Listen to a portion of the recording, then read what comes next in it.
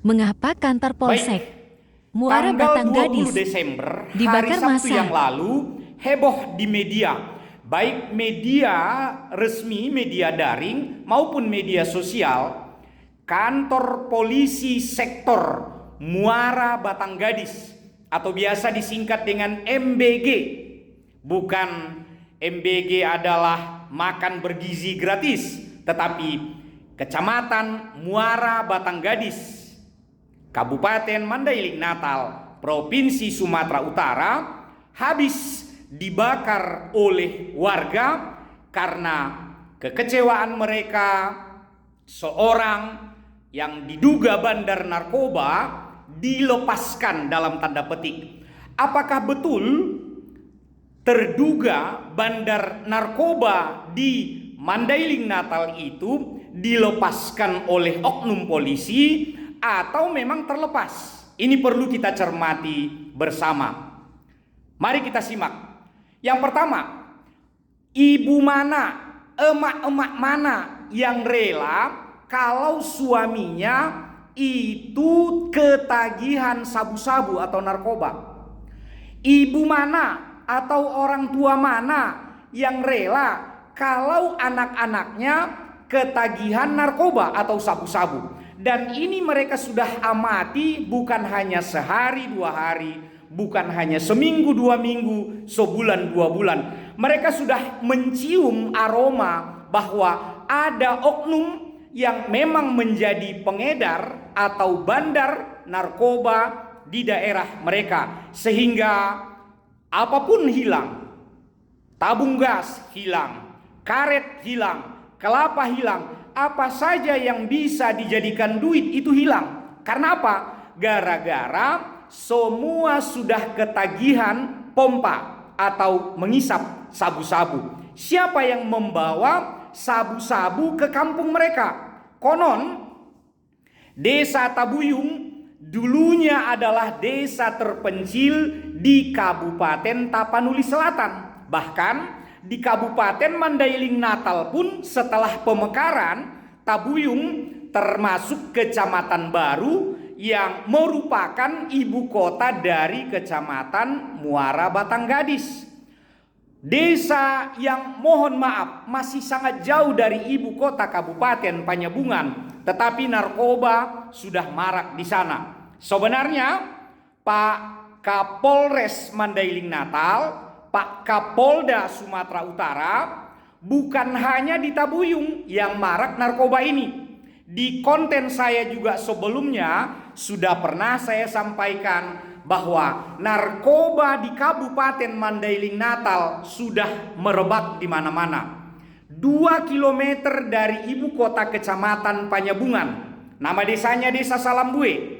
Sebelum desanya Pak Gubernur Bobi Nasution, sebelum desanya Pak Bupati Tulang Haji Saifullah Nasution, ada namanya Desa Salambue. Di desa itu juga sangat marak narkoba, terutama jenis sabu-sabu dan juga ganja.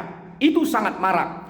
Tetapi ini tidak pernah benar-benar digubris oleh pihak kepolisian. Saya pernah menyampaikan ini.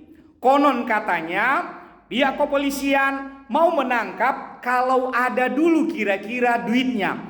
Kalau yang ditangkap itu kira-kira orang yang berduit. Kalau tidak berduit itu akan dibiarkan begitu saja. Pernah waktu itu ada salah seorang teman polisi yang membuat konten di media sosialnya bagaimana dia meninjau sebuah lokasi di antara Desa Salambue dengan Desa Pagaran Sigatal. Namanya wilayah Aiklosung. Ada di sana divideokan bagaimana dia menemukan botol minuman dan selang pengisap sabu. Saya bilang kalau ingin menangkap pengedar dan pecandu narkoba bukan dengan cara diekspos di media sosial, tapi diam-diam diintip, kita cari informasi yang akurat, baru nanti ditangkap. Bukan dengan cara seperti itu.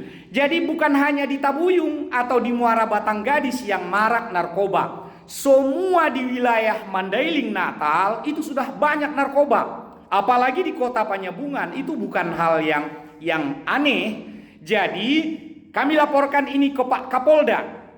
Mungkin kalau Kapolres sudah tidak mau peduli dengan ini, apalagi polsek-polseknya, kami masih percaya kepada Pak Kapolda.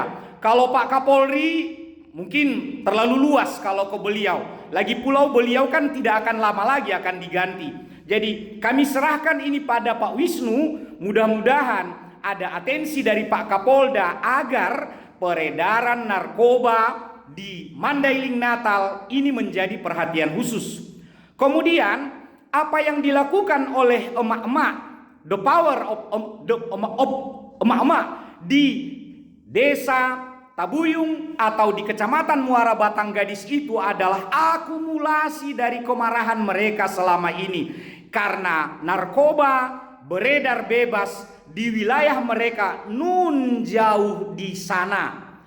Ini kita ajak semua tokoh-tokoh masyarakat Mandailing agar juga ikut memperhatikan ini. Saya pernah ceritakan pada seorang teman satu kelas. Kebetulan beliau seorang jenderal, bahwa di kampung kita, di desa kita di Mandailing Natal, narkoba ini sudah luar biasa. Dan Kapolresnya tidak pernah benar-benar serius menindak ini. Jadi tolong diteliti apakah benar lepas atau sengaja dilepaskan. Kalau lepas, apakah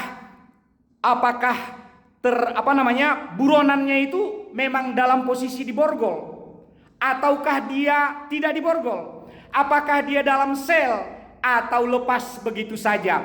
Jadi masyarakat tidak akan percaya kalau hanya dibilang bukan dilepaskan, melainkan melarikan diri. Loh, kenapa bisa melarikan diri? Harusnya kan ada pengawalan, penjagaan, dan beliau korban atau tertuduh itu atau terduga itu harus dalam posisi diborgol. Mengapa bisa melarikan diri? Nah, jadi masyarakat tidak akan mudah dibodoh-bodohi. Sebelum ini makin marak, tolong ini menjadi perhatian. Narkoba dan pelaku-pelakunya harus diberantas tuntas, karena ini sudah menjadi keresahan warga. Sebenarnya dalam suasana duka baru banjir seperti ini, kita masih sedih mendengar adanya oknum terduga pengedar narkoba yang lepas atau dilepaskan.